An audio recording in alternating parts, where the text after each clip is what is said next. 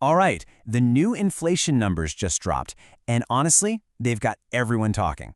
We keep hearing this big number tossed around, but what does 3.0% inflation actually mean for your day-to-day life? Well, that's what we're going to get into. So this report, the one everyone was waiting for, finally came out. And you know what? The numbers were actually a little cooler than a lot of the experts were predicting. This thing is a huge snapshot of the US economy, so let's jump right in and see that main number. And there it is, 3.0%. This is the big one, the number at the center of it all. So what is it? It's the annual inflation rate for September 2025. In plain English, it just means that on average, the stuff you buy is about 3% more expensive than it was this time last year. But here's the thing, right? That 3.0%, it's just an average. It's a single number that tries to capture a whole lot of complexity. To really get what's going on with the economy, and more importantly, with your own wallet, we've got to pop the hood and see what's actually inside. Okay, so first things first, let's decode this whole thing. Where in the world does a number like 3.0% even come from? Well, it all boils down to something called the CPI. The CPI, or the Consumer Price Index, comes from the Bureau of Labor Statistics. The key idea here is what they call a market basket, and it's a great analogy. Just picture this giant, imaginary shopping cart for the entire country.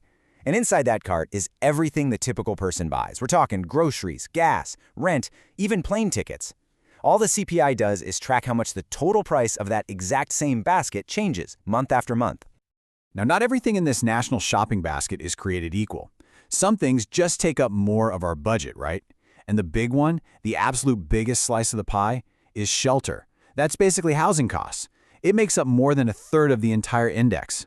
And that's so important to remember, because it means that even small changes in rent or home prices can have a huge impact on that final inflation number we see. Okay, so with that in mind, let's actually peek inside the shopping basket for September. Let's see what got more expensive and, maybe, what got a little cheaper. So, what was the biggest story this month? No contest. It was gasoline prices. I mean, they jumped a whopping 4.1% in just 1 month, a staggering number. And I'm sure if you've been to the pump recently, you have definitely felt that in your own budget. And here's a quick rundown of some of the other ups and downs. You can see what went up, that big jump in gasoline, plus airline tickets, clothes, and even the food you buy at the grocery store.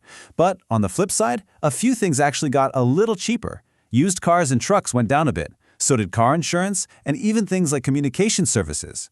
It's this whole mix, this push and pull, that all gets averaged out to give us that one final number. But, context is absolutely everything here. Yeah, prices went up 0.3% in September. But take a look at this chart. That's actually a slowdown from the 0.4% jump we saw just the month before, in August. So think of it like this. While prices are still going up, the speed at which they're rising has eased off a bit. And that's a huge reason why so many people saw this report as pretty good news. All right, now if you really want to sound like you know what you're talking about when it comes to inflation, there are two key terms you've got to understand. You'll hear them all the time in the news: headline inflation and core inflation. So headline inflation is pretty straightforward. That's the main number we've been talking about, the 3.0%. It includes absolutely everything in that shopping basket, the whole shebang. But then you have core inflation. And what economists do here is they take out food and energy prices. Now, why would they do that?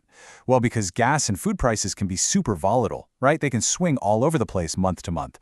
By removing them, core inflation gives a better sense of the deeper, more underlying, long-term trend in prices. Okay, so most of the time, these two numbers, headline and core, are different, sometimes very different. But this month, something pretty unusual happened. So again, the annual headline number came in at 3.0%. And the core inflation number for the year, you guessed it, also 3.0%. It is really rare for them to line up perfectly like this. And it's actually pretty significant. It tells us that what we're seeing isn't just about gas prices going crazy 1 month. It suggests the price changes are much more spread out, happening across the whole economy. So we've broken down the number, we've looked inside the basket, we've talked headline versus core, but let's zoom out for the big finish. Why does this one single government report get so much attention? Why does it matter? Well, for one, it matters for your wallet. Plain and simple. This number directly hits your purchasing power. Then there's the Federal Reserve. They watch the CPI like a hawk to help them decide whether to raise or lower interest rates. And that decision affects everything from your mortgage to your car loan. It also determines the annual cost of living adjustment for millions of folks on Social Security. And of course, this one report becomes a massive data point in all sorts of big debates about economic policy. And probably the most immediate impact of this particular report is on the Fed. Because inflation came in a little cooler than expected, it gives the Federal Reserve some breathing room. It makes it more likely they'll decide to just hold interest rates steady for now, instead of hiking them up again to try and slow things down. So what's the big takeaway here? I think it's that while the rate of price increases has cooled off a little, prices are definitely still rising across the board. And that leaves us with the big question, right? What's next? This month's inflation is cooled, but what will your prices look like in the months to come?